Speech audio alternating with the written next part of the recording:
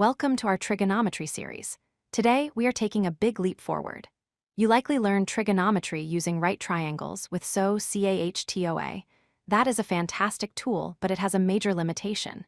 It only works for angles between 0 and 90 degrees.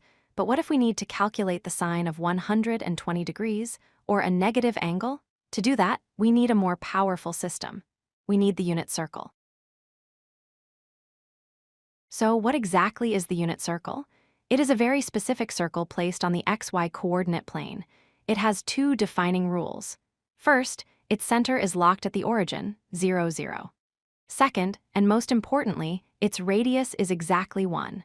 This simplicity is why the equation for the unit circle is just x squared plus y squared equals 1. Imagine a point P on the edge of this circle. As this point moves around the circle, it creates an angle, theta, with the positive x-axis.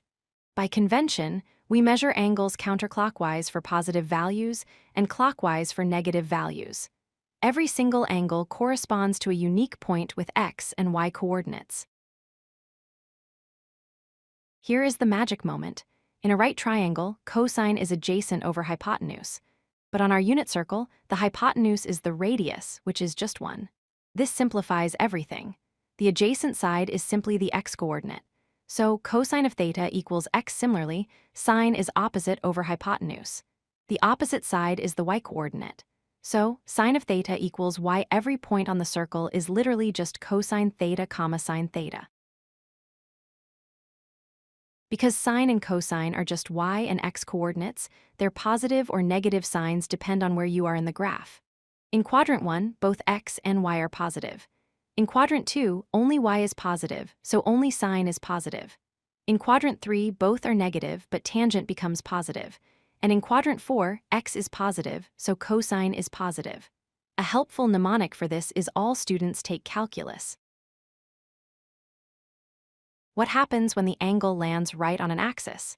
These are called quadrantal angles. We don't need a calculator for these, we just look at the coordinates. At 0 degrees, the point is at 1, 0, so cosine is 1 and sine is 0. At 90 degrees, the point is 0, 1. At 180 degrees, it is negative 1, 0. And at 270 degrees, it is 0, negative 1.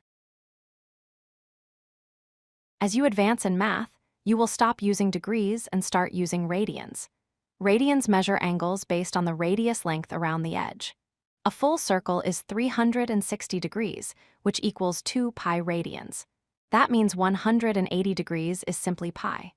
90 degrees is pi over 2, and 270 degrees is 3 pi over 2. We have covered sine and cosine, but what about tangent? Tangent is defined as sine divided by cosine. On the unit circle, that means tangent is y divided by x geometrically. It represents the slope of the line from the center to the point. Interestingly, you can also visualize it as the length of a vertical line touching the right side of the circle. Finally, we have the reciprocal functions.